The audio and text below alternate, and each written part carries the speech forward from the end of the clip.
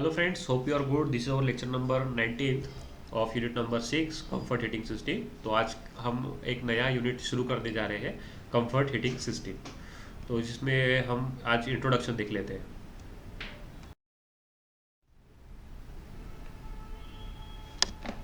So the heating system is designed to keep you warm, comfortable and safe when the temperature outside is very cold। तो आपकी ये जो system है आपको कहाँ पे काम आने वाली है, जहाँ पे आपको कोल्ड कंडीशन हो।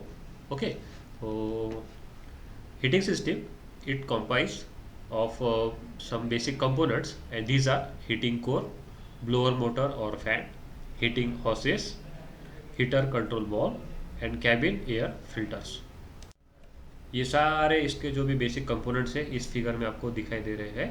ओके, ये ब्लोअर मोटर, कैबिन के filters, okay, heating core, coolant का expansion tank, radiator, thermostat, water pump and many more. Okay, ये आपको जहाँ पे रेड कलर में दिखाई दे रहा है, ये होसेस है जहाँ से आपका हॉट कूलेंट पास हो रहा है। The engine cooling system in the vehicle is directly related to the function of the heating system. तो आपकी जो इंजन की कूलिंग सिस्टम होती है व्हीकल की, डायरेक्टली रिलेट कर सकते हैं आप इसको the function of heating system का। तो आपको इसके यूनिट के कंटेंट के बारे में अगर मैं बता दूं तो हमें देखना है वेंटिलेशन एंड हीटिंग सिस्टम, उसके बाद हमें देखना है function of various heating system components, उसके बाद हमें देखना है construction and working of heating system. Okay, तो ये तीन कंपोनेंट हम आने वाले लेक्चर्स में कवर करने वाले हैं।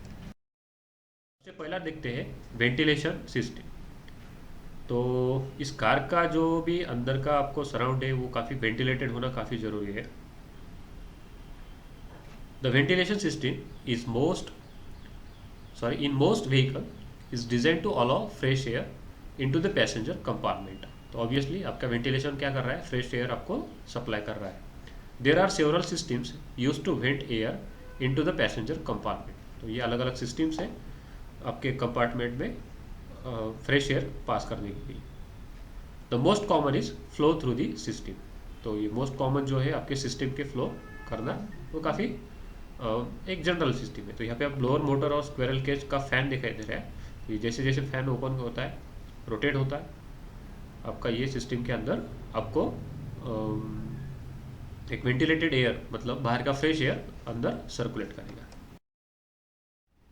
हीटिंग सिस्टम के बारे में हम देखें तो इसका कंस्ट्रक्शन देखिए यहाँ पे basically.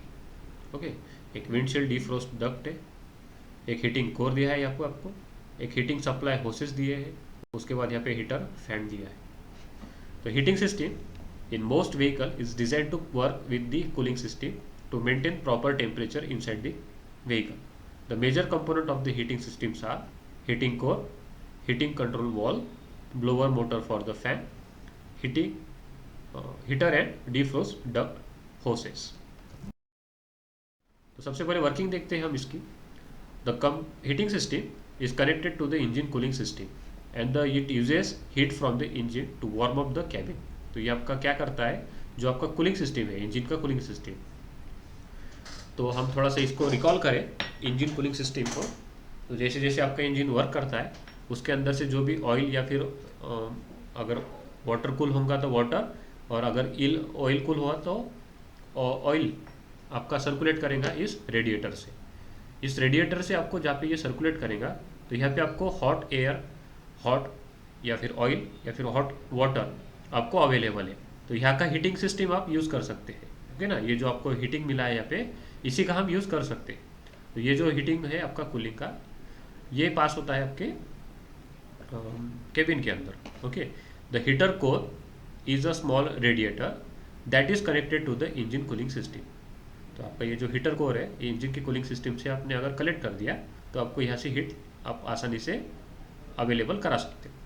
The cooling system of an engine is filled with the liquid coolant that circulates between the engine and the main vehicle radiator. As the engine is warming up, hot coolant starts flowing through the heat exchanger, that is heater core. The blower motor of a HVAC system creates the air flow.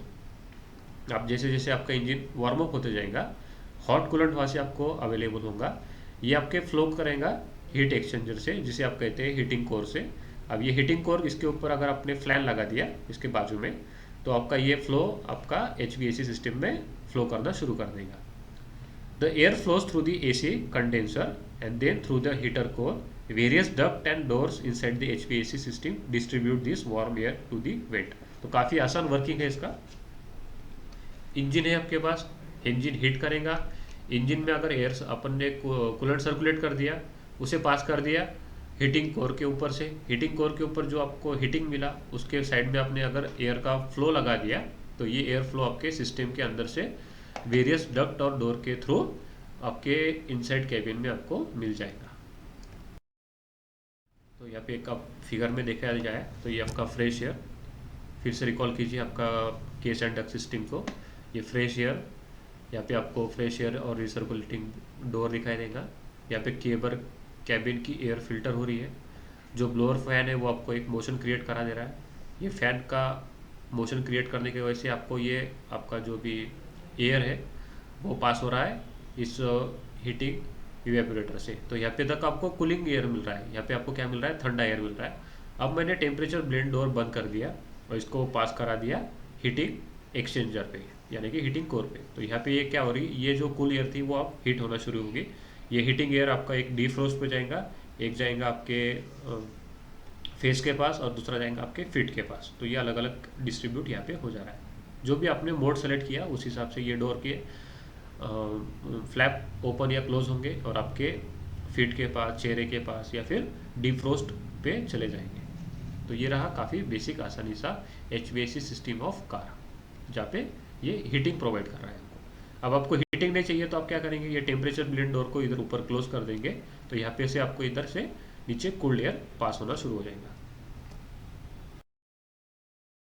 Okay, तो आने वाले lecture में हम देखने वाले हैं maintenance of the heating system. तो इस हीटिंग सिस्टम का मेंटेनेंस किस तरह से किया जाता है वो हम देखेंगे।